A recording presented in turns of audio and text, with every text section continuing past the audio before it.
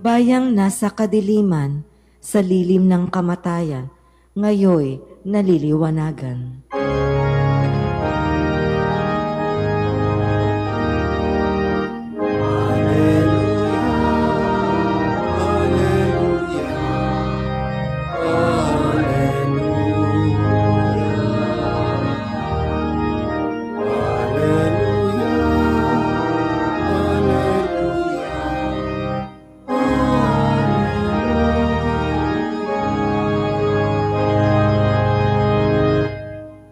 Sumainyo ang Panginoon. At sumayo rin. Ang mabuting balita ng Panginoon ayon kay San Juan. Papuri sa iyo, Panginoon. Noong panahong iyon, si Jesus at ang kanyang mga alagad ay nagpunta sa lupain ng Judea. Nanatili siya roon ng kaunting panahon kasama nila at nagbinyag. Si Juan ay nagbibinyag rin naman sa Enon, malapit sa Salem, sapagkat maraming tubig doon. Pumupunta sa kanya ang mga tao at nagpapabinyag.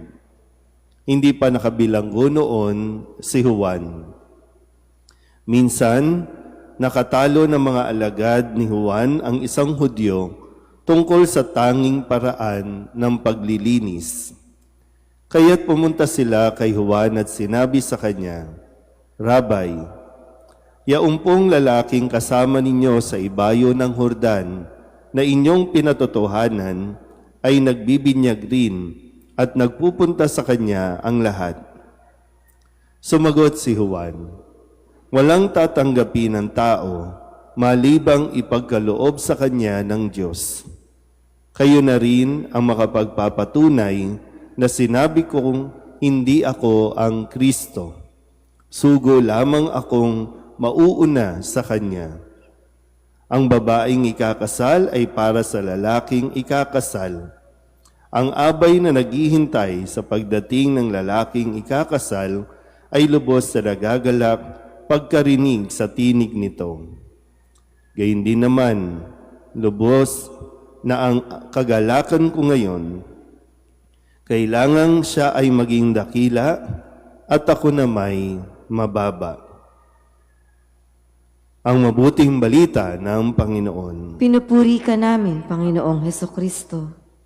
Isang magandang umaga po sa inyong lahat. Sa huling pagkakataon, Merry Christmas po sa inyong lahat. Merry Christmas.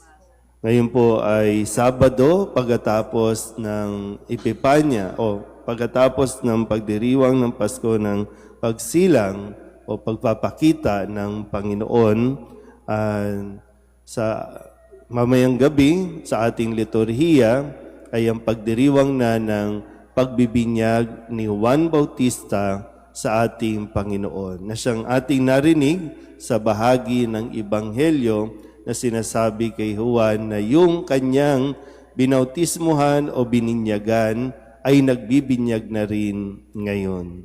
Bago po yan, atin munang balikan ang ilan sa mga paanyaya sa atin sa ating pong pagdiriwang nitong linggong ito. Nung Lunes, ipinahayag sa atin ni Kristo na pagsisihan ninyo talikdan ang inyong mga kasalanan sapagkat malapit nang maghari ang Diyos. Ito yung pagsisimula ng ministeryo o public ministry ng ating Panginoon. Talagang puspusan na at ang mahalaga ay mapagsisihan ang mga kasalanan. Hindi pwedeng naiiwan lang tayo sa selebrasyon. Pagdiriwang ng Pasko, maraming masaya, maraming may pera, maraming may regalo, pero baka nakaligtaan natin na pagsisihan ang ating mga kasalanan. Noong Martes, yung paanyaya ni Jesus sa pagsisimula din natin ng panibagong taon, sinabi niya, kayo ang magbigay sa kanila ng makakain. So matapos yung pagpapahayag, nakita niyang magugutom ang mga tao at sinabihan niyang mga alagad, kayo ang magbigay sa kanila ng makakain. Yung pag-ako ng responsibilidad. Hindi tayo pwedeng magturo lang ng magturo, lalong-lalo na hindi tayo pwedeng mabuhay sa tayo na lang yung bibigyan ng bibigyan. Matuto rin tayo ang magbigay. Kung anong mayroon, kung ano ang maibibigay, yun ang ibigay. Kaya nung Miyerkules, ang sabi niya, huwag kayong matakot, si Jesus ito. Kasi isa sa mga takot natin, baka maubusan tayo, baka mawalan tayo. O yung takot din natin na kaya hindi tayo nakakarating sa ating destinasyon dahil sa mga takot na ito. Nung Huwebes, ang paalala din sa atin nang ipahayag ni Kristo at basahin niya sa sinagoga ang aklat ni Isaías at ang sabi niya, natupad na ang sinasaad o sinasabi dito ng kanya ring ipahayag na sumasa akin ang Espiritu ng Panginoon sapagkat tinirang niya ako upang ipangaral sa mga dukha ang mabuting balita. Kahapon sa pagdiriwang natin ng kapistahan ng itim na Nazareno, ipinaalala sa atin na si Kristo, ang poong Nazareno, ay sinugo ng Diyos.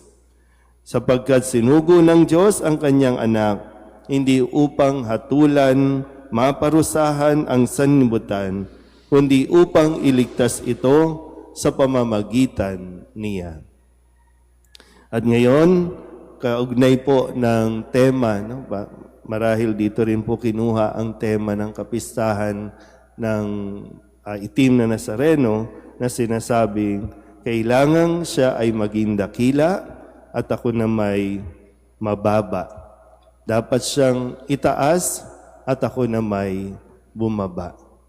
So, nawa sa pagpasok natin sa panibagong o sa another season, yung tinatawag na karaniwang mga panahon pagkatapos ng pagbibinyag kay Kristo, atin din pong masimulan na maibaba ang ating mga pride na siyang nagiging dahilan ng hindi natin pagkakasunduan, nagiging dahilan ng ating mga tampuhan.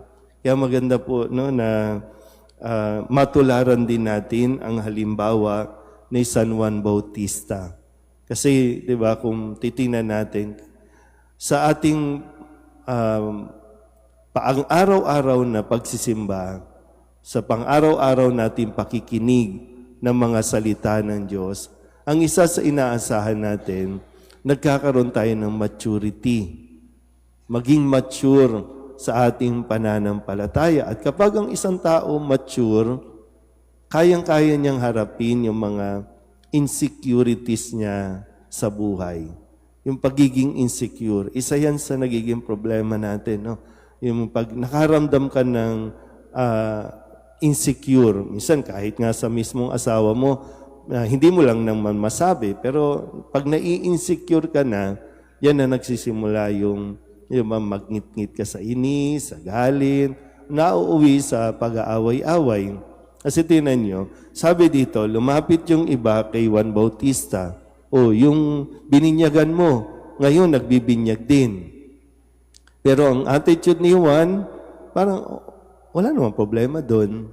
Kasi malinaw sa kanya na kailangan siyang bumaba para mas makilala na si Kristo. Yung kusa siyang bumababa at tinatanggap niya.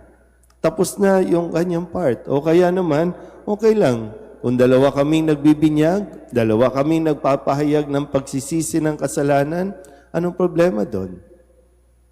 Yun nga lang, no? Sabi ko nga, pag tayo minsan pinangunahan ng pagiging insecure, wala talaga.